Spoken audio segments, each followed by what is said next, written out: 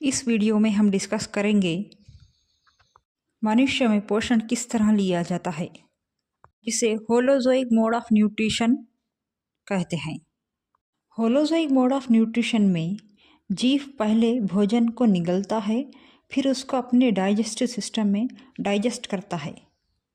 इसके following steps हैं: injection, digestion, absorption, assimilation and addition. अब आइए देखते हैं कि मनुष्य के पाचन तंत्र में ये स्टेप्स कहाँ और कैसे होते हैं।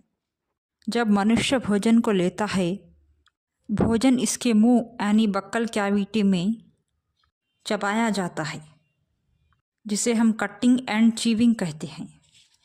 मनुष्य के मुंह यानी बक्कल कैविटी में एक ख़ास तरह के ग्लैंड्स होते हैं, जिसे सलाइवरी ग्लैंड कहते हैं, जिससे सलाइवा निकलता है।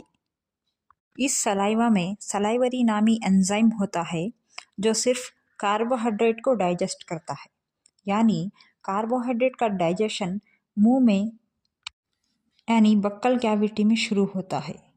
इसके बाद ये सेमी डाइजेस्टेड भोजन इसोफेगस यानी भोजन की नाली के ज़रिए गुजरते हुए स्टमक में पहुंचता है।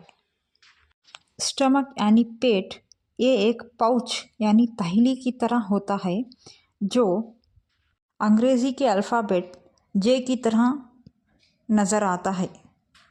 जैसे ही भोजन स्टमक यानी पेट में पहुंचता है, पेट में इसे स्टोर किया जाता है। भोजन इसोफेगस से पेट में एक मज़ल यानी स्पिंचर मज़ल के ज़रिए पहुंचता है।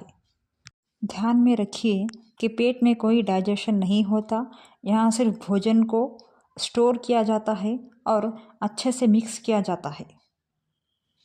और स्टमक के लेयर में एक ख़ास तरह के सेल्स होते हैं, जो ख़ास तरह के पदार्थ और केमिकल जैसे HCl और पेप्सिन को रिलीज़ करते हैं। ये पेप्सिन प्रोटीन को डाइजेस्ट करने में मदद करता है और स्टमक के कुछ ख़ास सेल्स म्यूकस सेक्रेट करते हैं, जो स्टमक के एनवायरनमेंट को नॉर्मल रखते हैं। जबकि HCl हमारे स्टमक को एसिडिक एनवायरनमेंट देता है, जिसकी वजह से भोजन में मौजूद माइक्रो ऑर्गेनिजम्स मर जाते हैं। अब भोजन स्टमक में अच्छी तरह मिक्स होकर कई यानी सेमी डाइजेस्टेड फूड बन के स्मॉल इंटेस्टाइन में चला जाता है और स्मॉल इंटेस्टाइन में ही पूरा डाइजेशन होता है।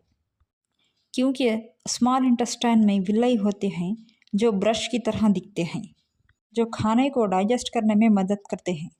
और इसके अधिक लीवर और पैंक्रियास अपने सेक्रेशन स्मॉल इंटेस्टाइन में डालते हैं। लीवर से बाइल जूस और पैंक्रियास से पैंक्रियाटिक जूस स्मॉल इंटेस्टाइन में चला जाता है।